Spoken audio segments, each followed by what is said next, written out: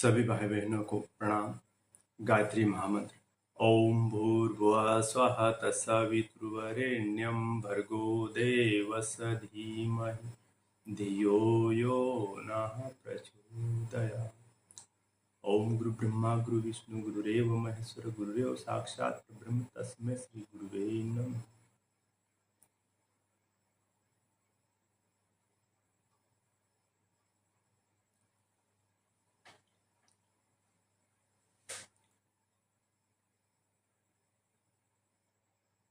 गायत्री गीता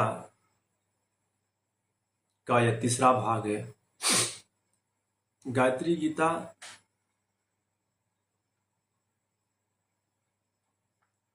के 11 श्लोकों के ऊपर मैंने पूर्व में अपना प्रकाश डाला था। आज मैं गायत्री गीता के 12वें श्लोक से प्रारंभ कर रहा हूं।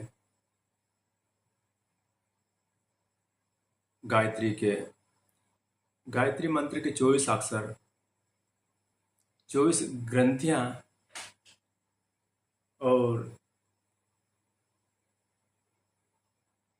24 अक्षर के एक एक अक्षर रामायण में उनका जो वो भाव और अर्थ किस प्रकार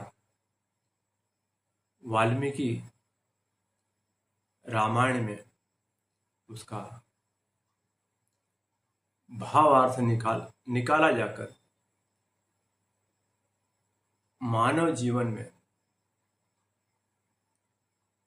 किस प्रकार उन शब्दों का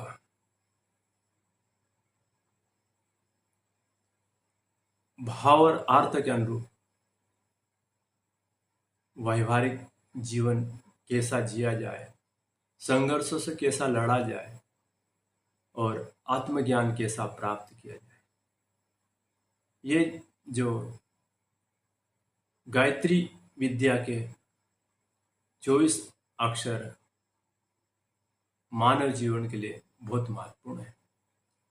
अब मैं गायत्री गीता के 12वां श्लोक के ऊपर प्रकाश डालने का प्रयास कर रहा हूं। 12वां श्लोक यह कहता है, निष्पाप सिद्धि व तपस्वियों को प्रणाम और विनम्रतापूर्वक माता सीता का पता पूछना। इस श्लोक का भावार्थ ये हुआ कि आत्मज्ञान प्राप्त करने वाले साधक को, व्यक्ति को ऐसा गुरु का चयन करना चाहिए जो उसके बारे में जानता हो।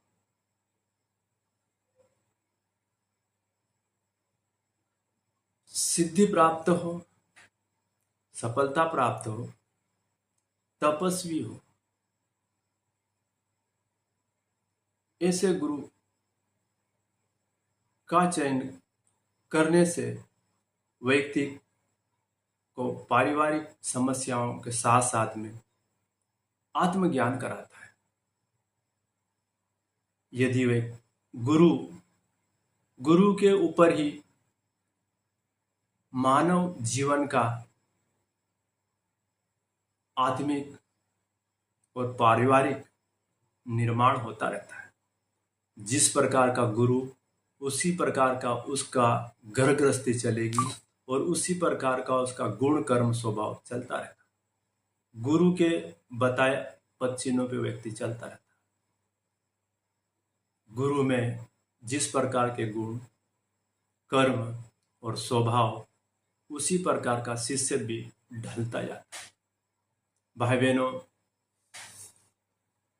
गुरु निष्पापी होना चाहिए।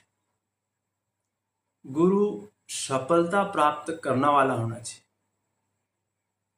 और गुरु तपस्वी पराक्रमी भी होना चाहिए।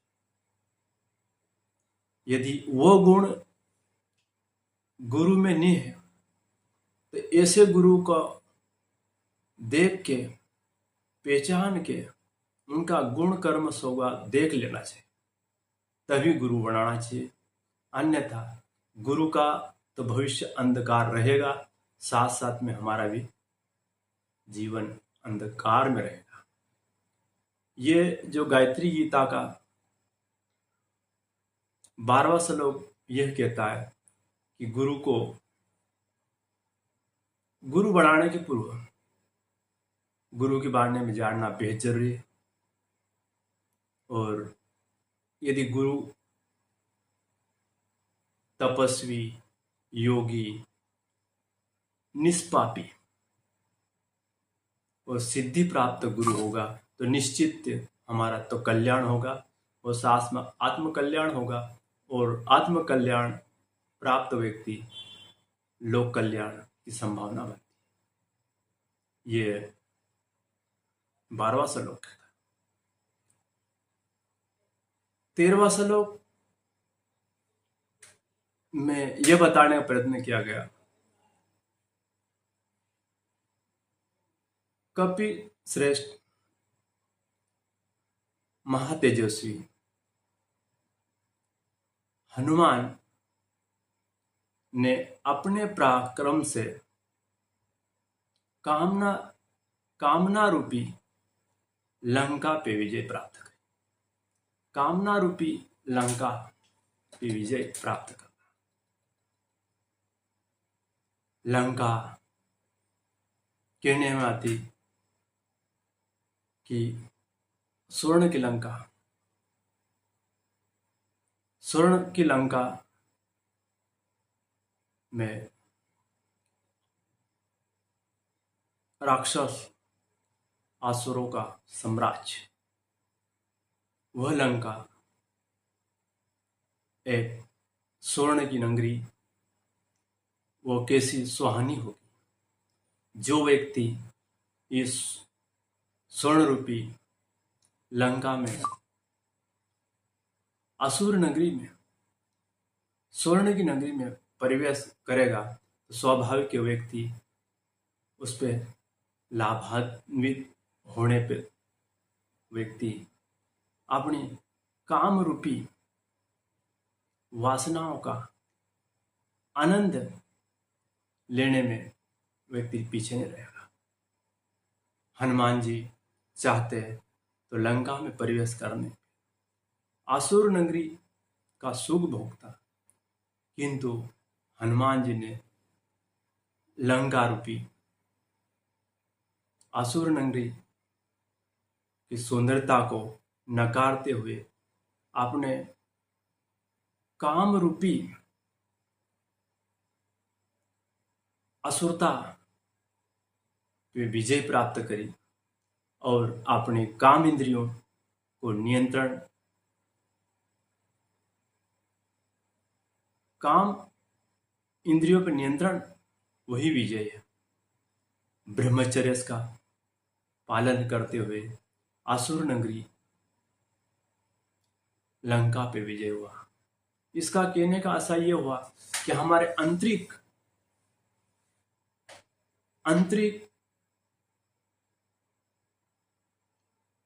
जो लंका रूपी असुर नगरी स्वर्ण के समान, किंतु हनुमान ने अपने पराक्रम के बल पे, ब्रह्मचर्य के बल पे अपने आंतरिक काम वासना को विजय पाकर महान कार्य में सफलता प्राप्त। महान कार्य करने के लिए हमारे आंतरिक काम वासनाओं पे विजय पाना आवश्यक है। ये 13वां श्लोक कहता है हमारे काम इंद्रियों पे, काम वासनाओं पे विजय पाना चाहिए। तभी हम कुछ महत्वपूर्ण कार्य में सफलता मिले। यह 13वां श्लोक कहने का आशा ये। 14 श्लोक देव, गंधर्व, ऋषिगण,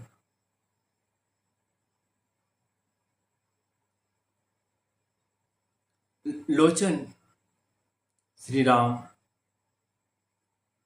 को हर जगह वो अपने को निकट समझते। देव, गंधर्व, ऋषि सभी प्रभु श्री राम को, भगवान को हर घड़ी अपने में समाया हुआ मानते। इस श्लोक का आशा यह है कि देवता, ऋषिगण, गंधर्व ये हर पल अपने संसार में ऐसा कोई स्थान नहीं उनके लिए रहता कि हर घड़ी अपने को नजदीक पाते हो। हर चीज में ईश्वर की झांकी मिलती, ईश्वर का दर्शन होता। किंतु अज्ञान लोग अपनी बुद्धिहीनता के कारण खुली आंखों से भी व्यक्ति ईश्वर को नकारते रहते हैं, ईश्वर से दूर रहते हैं। किंतु देवता, ऋषिगण, देव मानव ईश्वर को हर घड़ी अपने को निकट समझते, हर चीज में ईश्वर की झांकी दर्शन होता रहा।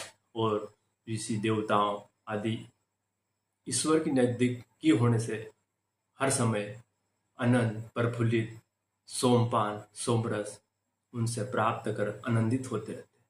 ये 14वां श्लोक कहने का आशा ही है कि ईश्वर में निष्ठा और आस्था ही व्यक्ति को आनंद की अनुभूति कराती। किंतु अज्ञानी व्यक्ति, आस्थावान व्यक्ति ईश्वर को खुली आंख से भी देखने पे उन्हें ईश्वर दूर तक दिखाई नहीं देता।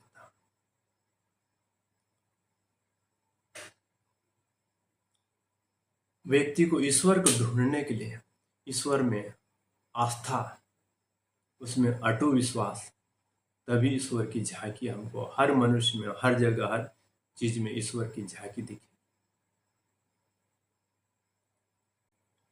वे उस समय कपि मंगल करती थी, विलासी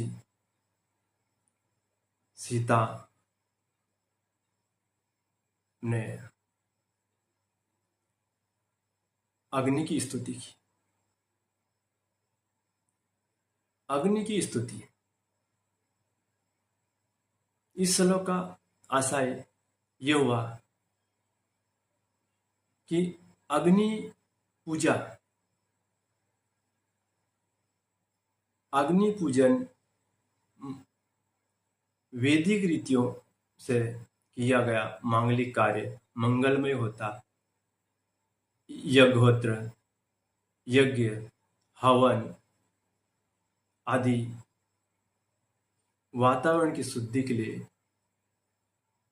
पुत्रेष्टि यज्ञ, कामना पूर्ति के लिए यज्ञ, वर्षा ऋतु के लिए आदि मांगलिक कार्य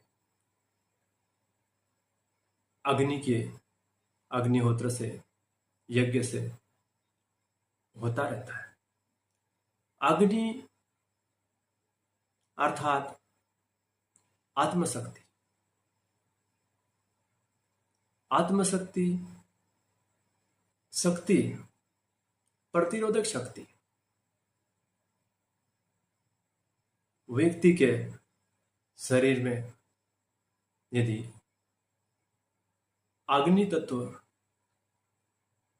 अग्नि की बहुलता होगी तो उनका जीवन मंगलमय होगा।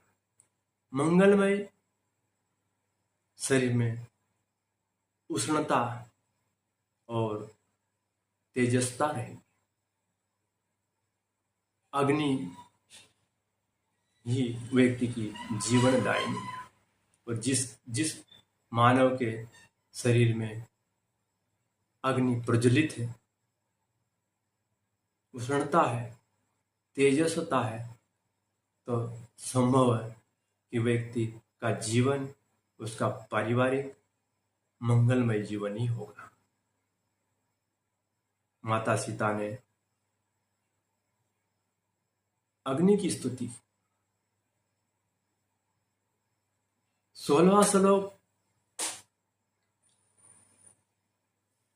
यह हमें गायत्री गीता का 16वां श्लोक यह बताने का हमें प्रयत्न किया गया कि हे सुग्रीव, सुग्रीव ने हर युग के साहित्य ग्रंथों को आधार मानकर रावण को यह बताने का प्रयत्न किया कि युगांतर से हितकारी, कोमल, प्रमाण एवं अर्थयुक्त वचनों, शास्त्रिक वचनों को सुनकर भी रावण क्रोधित हो उठा। रावण विभीषण समझाने का प्रयत्न करता, किंतु अहंकारी रावण अपने क्रोध में, अपने अहंकार में इतना मदमस्त था कि विभीषण को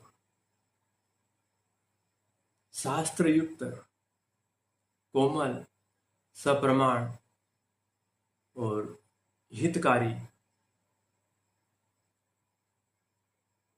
शब्दों का व्याख्यान करने के उपरांत भी वह सुनने को तैयार नहीं था। उल्टा रावण विभीषण के ऊपर ही क्रोधित हो गया और क्रोधित के साथ साथ में उनको सभा से निष्कासित किया। उनका क्रोध इतना भयंकर था कि अपने छोटे भाई को अपमानित करके बाहर कर।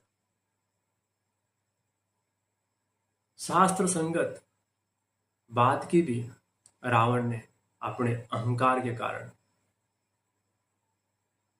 उनको अच्छी नहीं लगी और रावण अहंकारी होकर अंत युद्ध के लिए ही प्रेरित होता रहा। वो चाहता तो शास्त्रयुक्त बातों को सुन के वो युद्ध को टालने का प्रयास कर सकता, किंतु अहंकारी रावण ने अपने लंका में आग खुद नहीं लगाई और अपने वंशज का खुद ही नाश करवाया। कारण ये था कि वह अहंकार उसको ले डूबा। अंत में प्रभु श्री राम के द्वारा मारा गया। अहंकार से हमें यह प्रेरणा मिलती कि व्यक्ति को कुछ शास्त्र संगत बातें मानना चाहिए और अहंकार नहीं करना चाहिए। इस शब्द से हमें यह प्रेरणा मिलती कि अहंकार नहीं। 17वां श्लोक यह आता कि अपने छोटे भाई लक्ष्मण को राम जी कहते हैं कि राक्षस श्रेष्ठ धर्मात्मा अपने ओर ही आ रहा है। वह लंका के शत्रुहीन राज्य के राजा होंगे। लंका के भविष्यवाणी कर दी। राक्षस श्रेष्ठ धर्मात्मा अपने शिविर की तरफ प्रस्थान कर रहे हैं और वह लंका के शत्रुहीन राजा होंगे। इस श्लोक का तात्पर्य यह हुआ कि विभीषण हमारे शरण में आ रहा, वो धर्मात्मा है। वो राक्षस श्रेष्ठ होने के उपरांत भी वो धर्मात्मा है और हमारे शरण में आ रहा, हमसे मित्रता कर रहा, तो निश्चित ही विभीषण लंका का शत्रुहीन राजा होगा। शत्रुहीन, उसका कोई शत्रु नहीं रहेगा।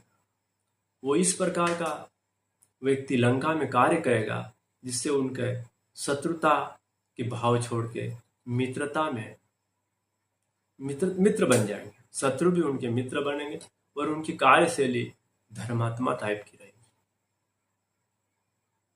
ये श्लोक 17वां श्लोक से हमें यह प्रेरणा मिलती है कि व्यक्ति को राज्य हो, घर हो, प्रशासकीय पद हो, जिम्मेदारी का पद हो, व्यक्ति को शत्रु भावना से नहीं करना चाहिए।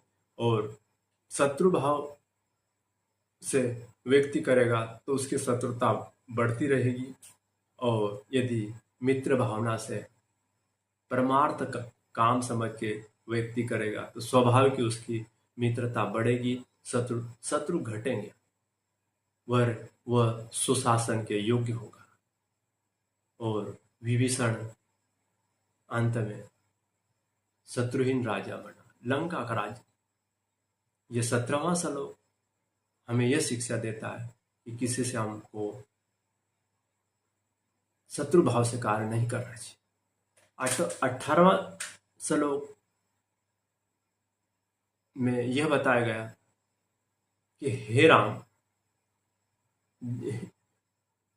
जो रावण वज्रपात अग्नि प्रभा से विचलित नहीं हुआ, वही रावण राम के बाण से विचलित होने लग गया। इस श्लोक का भावार्थ ये हुआ कि अहंकारी, बलशाली, प्रतिभाशाली व्यक्ति के अंदर अहंकार बढ़ जाता, अहंकार इतना बढ़ जाता कि दीनहीन निर्धन को सताने लगता, और इतना सताने लग जाता उनकी अंतरात्मा त्रस्त होने लगती। राम जी के बाणों से उस अताताई, बलशाली, अहंकारी रावण को परास्त होना पड़ा, क्योंकि रावण ने इस प्रकार का पाप किया था कि अंतर आत्मा की प्रताड़ना ही उसको प्रभावित करती रही, और रावण को उसकी जो घमंड है, उसकी आकड़ है, उसकी हेकड़ी है, राम ने देवी शक्तियां जब ज्यादा अतिताई हो जाता है, अत्याचार बढ़ जाता, पापाचार बढ़ जाता, तब देवी शक्तियां, देवी बल भी उनको परास्त करने के लिए, उनको परास्त कराने के लिए जो राम जी को सहयोग करने लगे, और राम जी ने अंत में रावण का अत्याचार का अंत करा।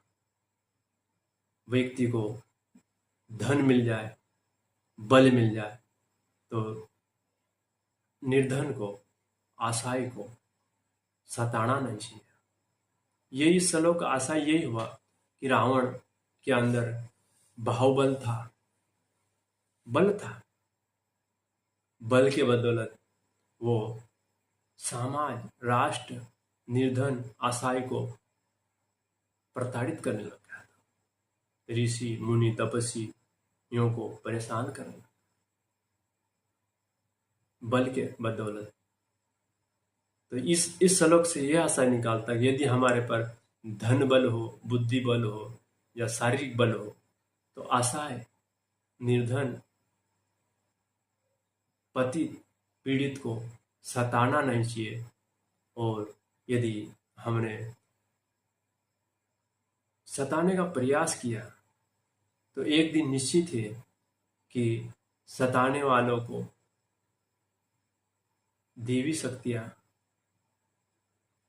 प्रस्त करने के लिए, उसकी हिकड़ी निकालने के लिए वो जरूर आएगी और उसको एक दिन विनाश का कागार पे पहुंचा दे।